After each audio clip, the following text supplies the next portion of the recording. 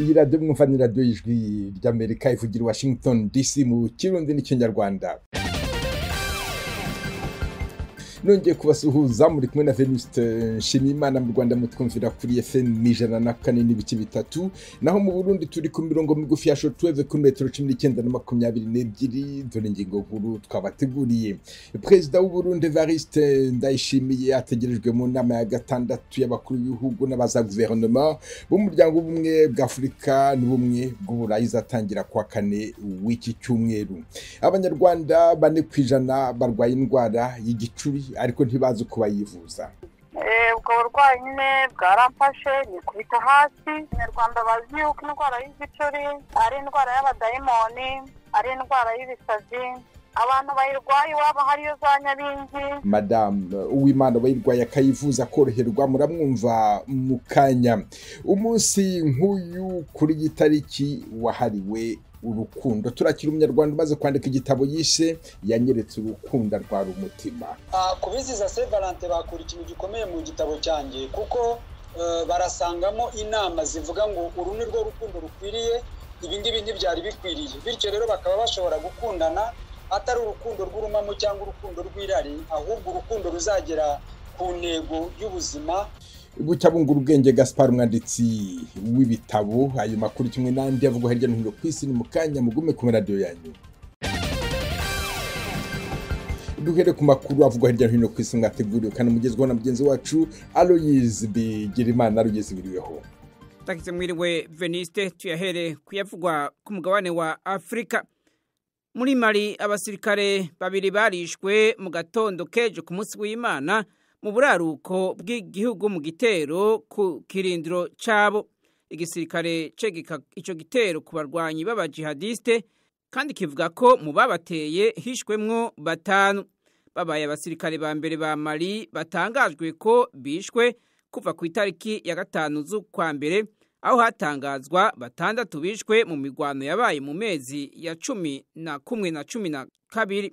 Haruhande y'ivyo bitero igisirikare ca Mali caremeje ko cishe abajihadiste baharurwa mu macumi, congera gisambura n'amakambi yabo atari make kuva batanguje ibitero mu kwezi kw'icumi ku mwaka uheze. Muyavugwa muri Ukraine, ibihugu bitari bike biriko birasaba abanyagihugu bavyo bari muri ico gihugu kuvayo. Bimwe byaragabanije ca kabiri c'abakozi bakorera muri ambasade zavyo. Ni mu gihe hari ubwoba ko Ukraine ishobora guterwa n'Uburusiya umunsi uwari wo wose. Ibihugu vyahamagaye abenegihugu bavyo kuva muri Ukraine ni Leta Zunze Ubumwe za Amerika, Ubudagi, Ubutaliyani, Ubwongereza, Irlande, Ububirigi, Luxembourg, Ubuholande, Canada, Norvege, Estonia, Lithuania, Bulgaria, Slovenia, Australia, Ubuyapani, Arabia Saudite, Israeli na Emira z'Abarabu Zunze Ubumwe. Ubufaransa bwahanuye ababwo kutaja mu bice by'uburaruko n'ubuseruko bwa Ukraine, ariko ntibwababwiye kuva mu gihugu. Kuri ayo makuru nyene, Perezida wa Leta Zunze Ubumwe za Amerika Joe Biden yarongeye kwemerera Perezida wa Ukraine Volodymyr Zelensky ejo ku munsi w'Imana ko Amerika izohagararira ubwigenge bwa Ukraine hamwe no gukingira imbibe zabwo.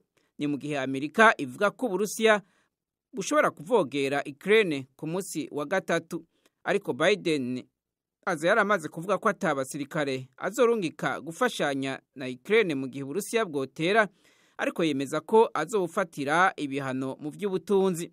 Prezidansi ya Amerika yavuze ko Perezida Biden na Zelensky bemeranije ko ibiganiro vya kidiplomasiya bikwiye kubandanya kugira barabe ko botesha igitero c'Uburusiya.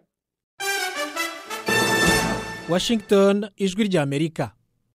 Muri Afghanistani, Hamid Karzai yigeze kuba perezida w'ico gihugu yarifatanije n'ubutegetsi bw'abatalibani ejo ku munsi w'Imana mu gusaba Leta Zunze Ubumwe za Amerika kwisubirako ku ngingo yafashe ku matungo y'ico gihugu ari mu makungu. Amerika yafashe ingingo yo gufata igice c'imiliyaridi 7 z'amadolari za Afghanistani ikazoyashumbusha imiryango y'abanyamerika yabuze abayo mu gitero c'iterabwoba ca Al-Qaeda cyabaye muri Amerika mu 2001. Ku munsi wa gatanu, Perezida wa Amerika Joe Biden yarasohoye itegeko risaba amabanki gushira ku ruhande imiliyaridi 3.5 z'amadolari muri ayo mafaranga kugira azofashe abanyagihugu muri Afghanistan. Ayasigaye ariyo miliyaridi 3.5 azoguma muri Amerika kuri hababuza babo mu gitero cy'iterabwoba cyo mu 2001 bitwaye mu masentare muri Amerika.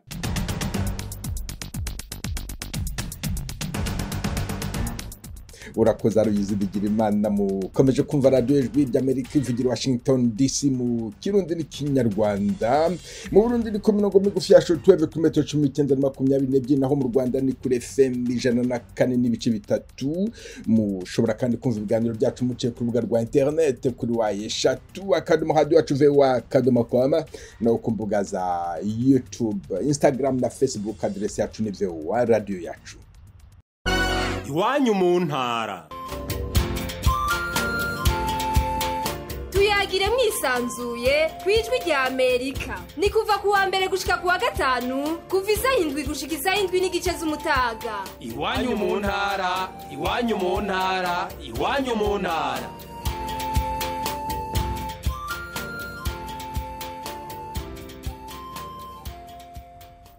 Prezida w'Uburundi Evariste Ndayimiye ategerejwe mu nama ya gatandatu y'abakuru b'ibihugu n'abaza guvernima w'umuryango w'ubumwe bw'Afurika n'ubumwe bw'Uburayi izatangira kwa kane cy'umweru. Hari hashize imyaka 8 nta mukuru w'igihugu cy'Uburundi ugeze ku mugabane w'Uburayi. Urwo ruzinduko kandi rubaye nyuma yikurwaho ry'ibihano umuryango w'ubumwe bw'Uburayi wari warafatiye Uburundi. Iyo nama kandi izitabirwa na Prezida w'u Rwanda Paul Kagame.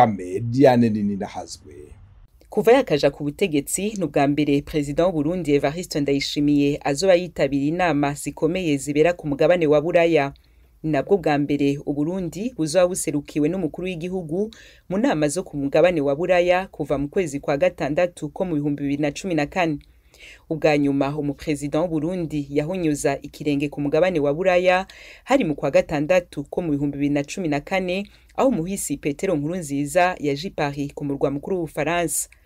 Amakuru y'ijwi ry'Amerika rikesha isoko gizewe mu biro vy'umukuru w'igihugu c'u Burundi yemeza ko Prezida w'u Burundi Evariste Ndayimiye muri yo nama azoherekezwa n'abantu baba 25 barimwo abategetsi bo mu shikiranganje bw'imigenderanire y'u Burundi n'andi makungu hamwe nabo mubiriwe.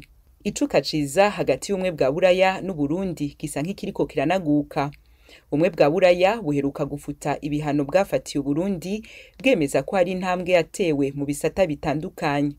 Abari mu mashira hamwe amwe aharanira gateka kazina muntu bo yamarasuko babibona. Mu rwandiko rwashizwe ku mukono mu ndwi heze n'amashira hamwe yigenga 17 arimwo n'inani zikorera mu buhungiro. Abatwara izo nani nayo mashira hamwe yarwanditse bavuze ko bakiriye nabi cane ingingo y'umwe bwa Buraya yo gufuta ibihano ku Burundi, basigura ko agateka kazina muntu muri ico gihugu kagihonyangwa, kugarukana amaboko ku Burundi kubgabo bigashobora kuvyara ingaruka mbi. Aha tukibutsa ko imigenderanire y'u Burundi n'ibihugu vya Buraya ahanini Ububirigi yatosekaye cane kuva mu 2015.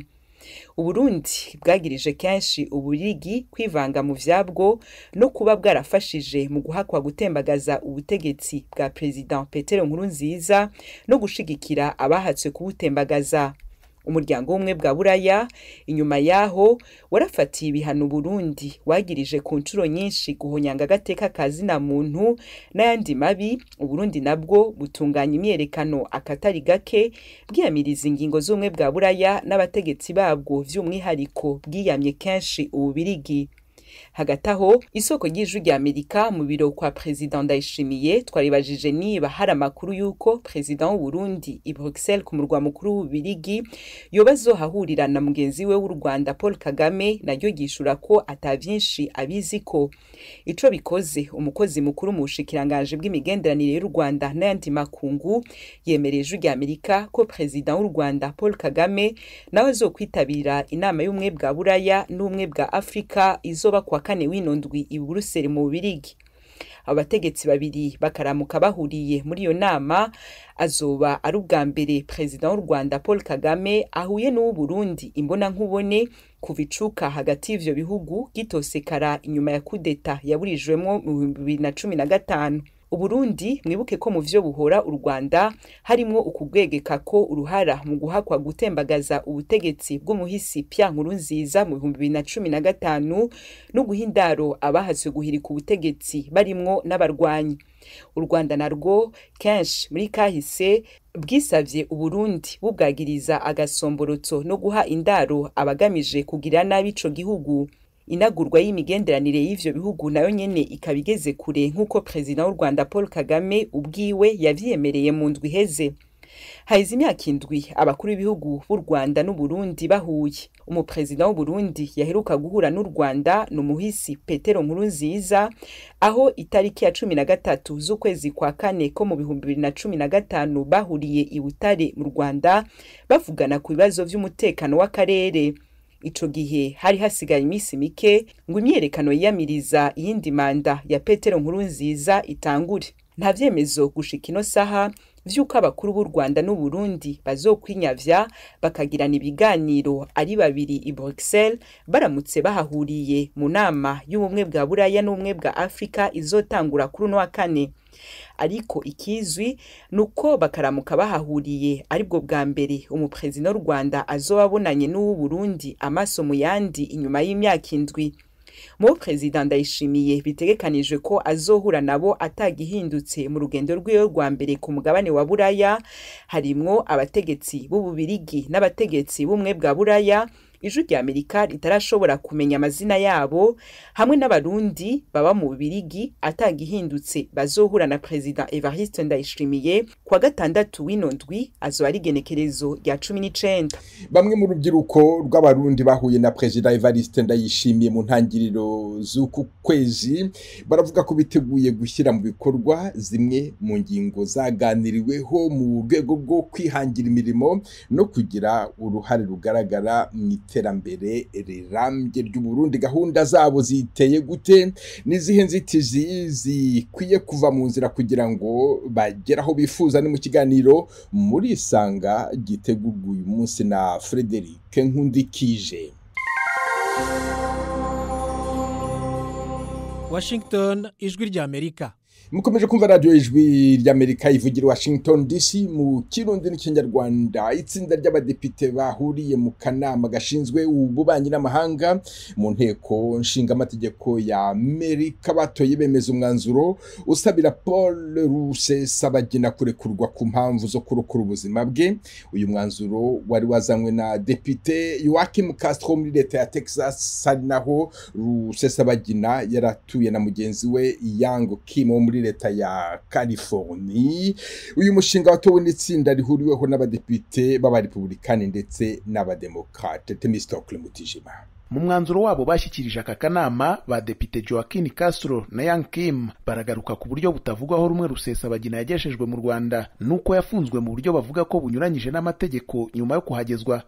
Baributsa kandi ko mu kwa 12 kwa 2020 itsinda ry'abagize inteko nshinga amategeko ya Amerika 36 bandikiye Perezida w'u Rwanda Paul Kagame bamusaba gusubiza byihutirwa Rusesabagina muri Amerika, banamugaragariza impungenge batewe n'uburyo uwo yavanywe muri Emirazi yunze z'Abarabu mu buryo bunyuranyije n'amategeko. Baragaruka no ku zindi nzego zitandukanye zagiye zigaragaza kunenga itabwa muri yombi n'imiburanishirize y'urubanza rwa Rusesabagina zinasaba ko yarekurwa. Izo zirimo inteko y'umuryango w'ubumwe bw'Uburayi n'urugaga rw'abavoka bo muri Amerika. Aha kandi baributsa ko nyuma aho bwana Rusesabagina akatiwe gufungwa imyaka 25 mu kwa 9 kwa 2021, umuvugizi wa Minisiteri y'Ububanyi n'Amahanga ya Amerika Ned Price yagaragaje ko Leta Zunze Ubumwe za Amerika itewe impungenge n'inenge zagaragaye mu rubanza rwe. Abo bakavuga ko hashingiwe ku kuba uyu Rusesabagina afite uburwayi bukomeye bw'umutima ndetse anakirutse kanseri kandi akaba atarimo kubona ubuvuzi n'imiti bikwiye, basaba ko leta y'u Rwanda yamurekura byihutirwa ikanamwemerera gusubira aho yari atuye muri Leta Zunze Ubumwe za Amerika. Muri uwo mwanzuro kandi barahamagarira leta y'u Rwanda gukora ibishoboka byose Rusesabagina akabona abaganga bakwiriye n'ubuvuzi bukenewe kugira ngo ubuzima bwe yabo bwo ku mubiri n'ubwo mu mutwe bugende neza.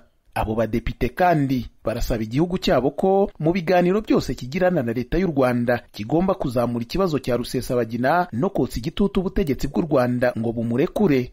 ariko kandi Madame Ilhan Omar, umwe mu badepite bagize akanama k'ububanyi n'amahanga mu nteko y'Amerika ukomoka muri leta ya Minnesota, we yanze gushyigikira uyu mwanzuro. Madame Ilhan Omar yagize ati, ndashaka gusobanukirwa ko twemeranye neza ko ibyaha bwana Rusesabagina leta y'u Rwanda imushinja bikomeye, nubwo nemera raporo zigaragaza impungenge ku buryo yafashwemo n'imigendekere y'urubanza rwe. Uyu mugabo arashinjwa ibyaha by'iterabwoba kandi yaraburanishijwe arakatirwa. Nubwo numva icyifuzo cyo kumurekura ku mpamvu zo gutabara ubuzima bwe, ariko sinshobora kubishyigikira.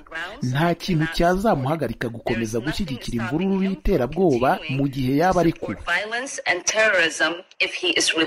Hagati aho, Anayisi Kanimba, umwe mu bakobwa ba Rusesabagina, aherutse kubwira ikinyamakuru Axios cyo muri Leta Zunze Ubumwe za Amerika ko aramutse agize amahirwe yo kubonana na Perezida wa Amerika Joe Biden, yamusaba kumufasha akarekurwa. Anayisi Kanimba wakiriwe akarerwa na Rusesabagina nyuma yo ko ababyeyi be bishwe muri jenoside mu Rwanda mu 1994, yavuze ko adashaka ko Burundi mubyeyi nyuma yabo yaburiye muri jenoside. Nkibutsa ko nyuma yo guhamwa n'ibyaha bifitanye isano n'iterabwoba, Paul Rusesabagina wamenyekanye cyane muri filimi Hotel Rwanda yakatiwe gufunga imyaka 25, igihano gikuru cyatanzwe muri urwo rubanza rwasomwe mu kwa 9 k'umwaka ushize.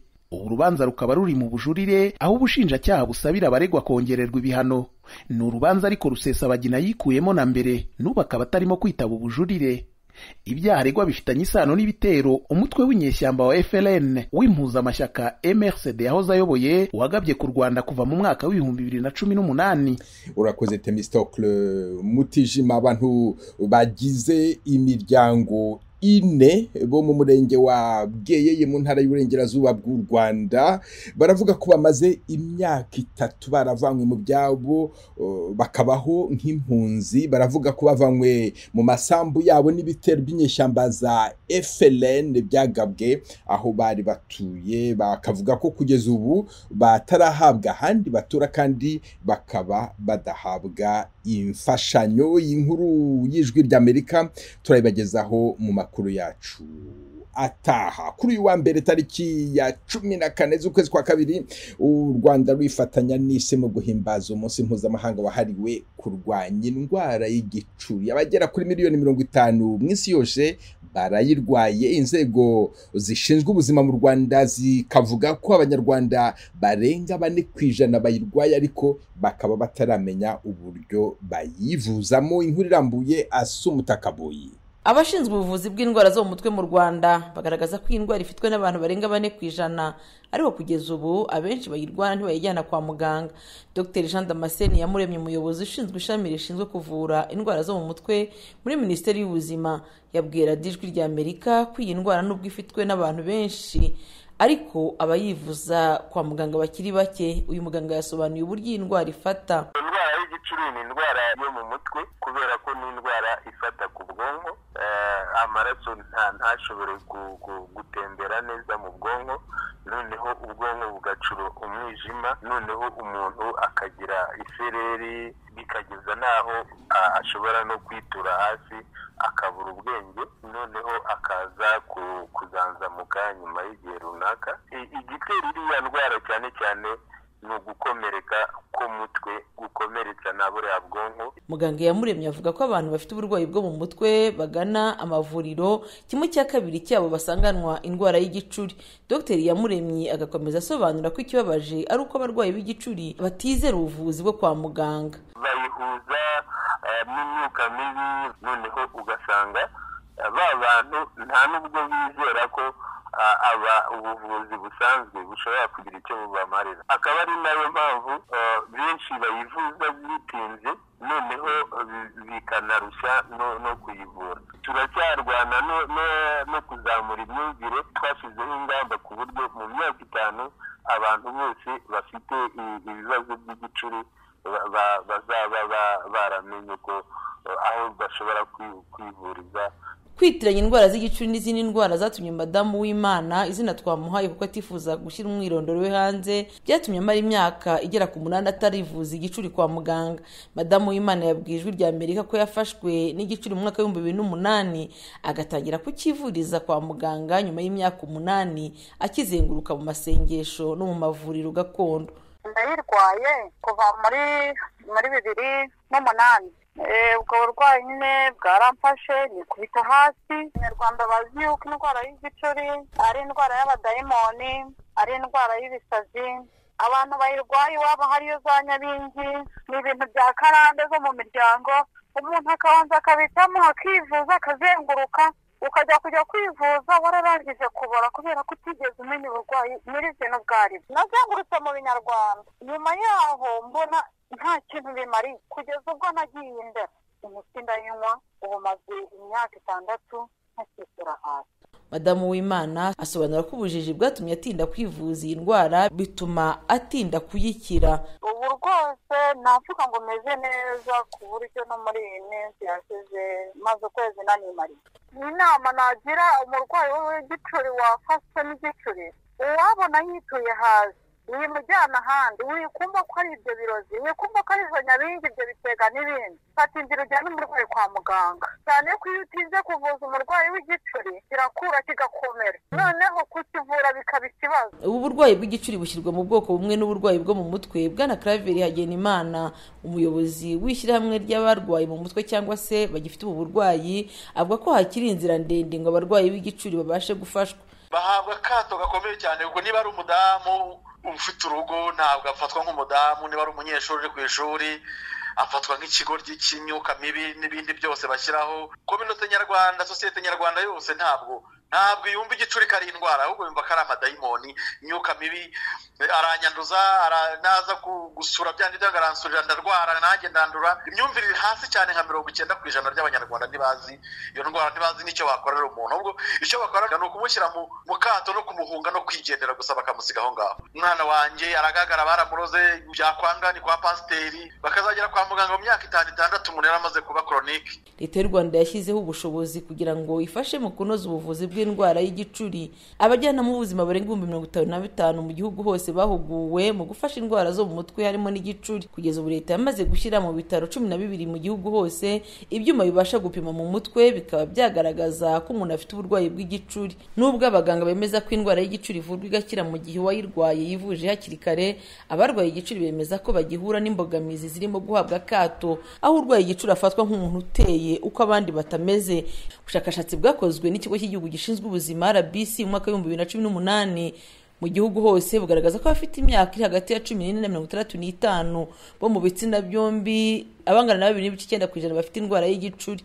Kuri iyi nshuro u Rwanda rwihaye insanganyamatsiko igira iti igicuri ni indwara kimwe n'izindi iravurwa igakira.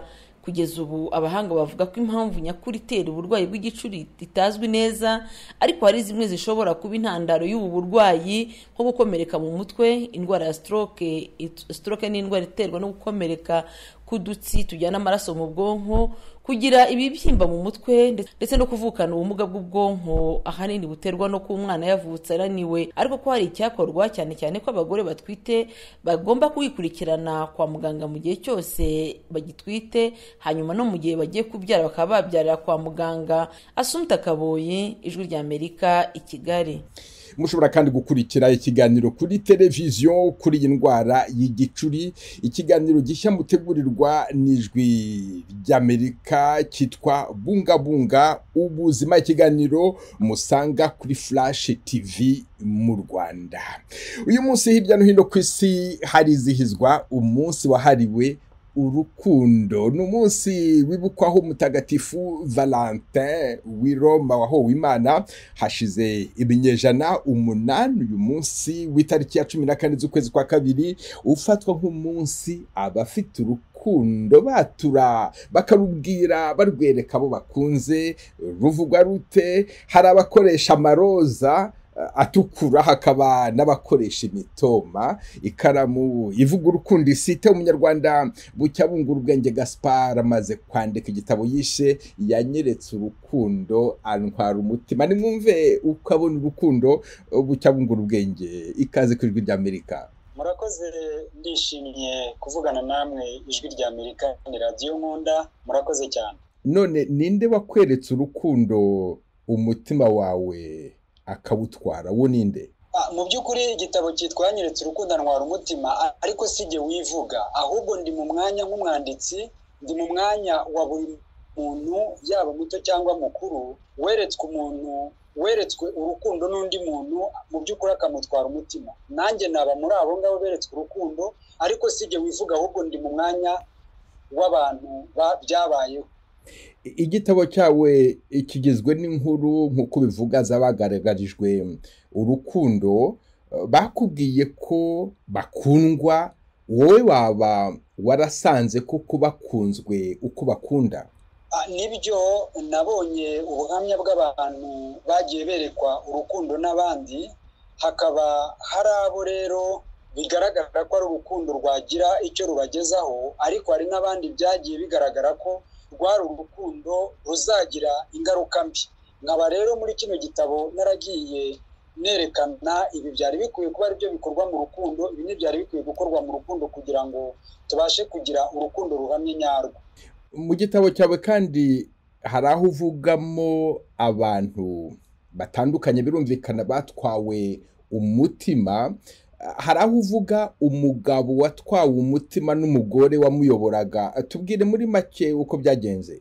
Uyu mugabo yari afite ikibazo mu rushako, yagiranye ibibazo n'umugore we, hanyuma uwamuyoboraga, umugore wamubereye imfura, amufasha muri ubwo buryo, amuha inama, amuha uruhushya rwo kujya mu manza, amurerera umwana, ndetse aza no kumufasha kubona indi nzu, kuko indi umugore bari bashakanye yari yayitwaye, ndetse aza no kumufasha kugura imodoka. Mu by'ukuri ubu akaba afite ubuzima bwiza abikesha urukundo yeretswe n'umugore wamukoreshaga.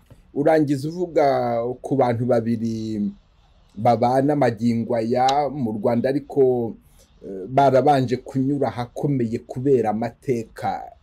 Urukundo rusumba rute amateka? Ayo mateka urwo rukundo uvuga ruyandikisha ikaramu isite? Urukundo rwandikishwa ikaramu y'ibikorwa, kuko urukundo si amagambo, kuko amagambo umuntu wese ashobora kuyabwira undi, ariko urukundo rugaragazwa n'ibikorwa. Ubusanzwe nta n'ibara rugira, ariko ibikorwa byivugira urukundo nibyo byari bikenewe. Ari naho bigaragara ko abantu banyuze mu mateka atandukanye, imiryango yarahemukiranye, ariko bo barenga uko guhemukirana, bagirirana ibikorwa by'urukundo kugeza ubwo babanye, kandi bafite umuryango mwiza w'intangarugero mu buzima bwabo.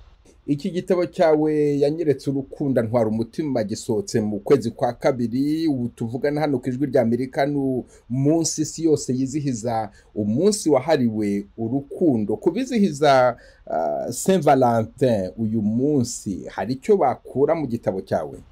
Kubizihiza Saint Valentin bakura ikintu gikomeye mu gitabo cyanjye, kuko barasangamo inama zivuga ngo uru ni rwo rukundo rukwiriye, ibi ngibi ntibyari bikwiriye. Bityo rero bakaba bashobora gukundana atari urukundo rw'urumamo cyangwa urukundo rw'irari, ahubwo urukundo ruzagera ku ntego y'ubuzima, kandi urukundo rwabasha kubakira ejo heza hazaza. Ni igitabo rero cyiza gisohotse ku gihe cyiza cya Saint Valentin, ariko kizafasha mu buzima bw'imbere ku bazagisoma, ku bazakibona. Gaspard cyabungura ubwenge umaze gusohora igitabo wise yanyeretse urukundo antwara umutima. Ndagushimiye cyane ku bw'akakanyu uhaye Ijwi ry'Amerika. Nanjye ndagushimiye cyane Evariste, ndashimira cyane Ijwi ry'Amerika umwanya mumpaye. Icyo nasorezaho mbashimira nuko atari cyo gitabo cya mbere nanditse, hari ibindi nanditse, ariko ubwo umwanya ubonetse wenda mwazamfasha nabyo abantu bakabimenya kandi bakaba mu rukundo, kuko urukundo ari ingenzi. Murakoze cyane. Cyabungura ubwenge Gaspard umaze gusohora igitabo yishe yanyeretse urukundo antwara umutima. Abumva Ijwi ry'Amerika bari mu mwuka w'urukundo, urukundo nyarwo rutagira ubwira, rutagira ishyari, rutikuririza, ahubwo rugira urugwiro. Mwese hamwe na Mugabe ya baro tuba turi kumwe buri munsi kugira ngo tubagezeho aya makuru. Tubifurije urukundo rusa. Dore umugani w'uyu munsi: urukundo ruri ku ryinyo rurutwa n'ururi mu nda. Umunsi mwiza, mwari kumwe na Evariste Ndayimiye.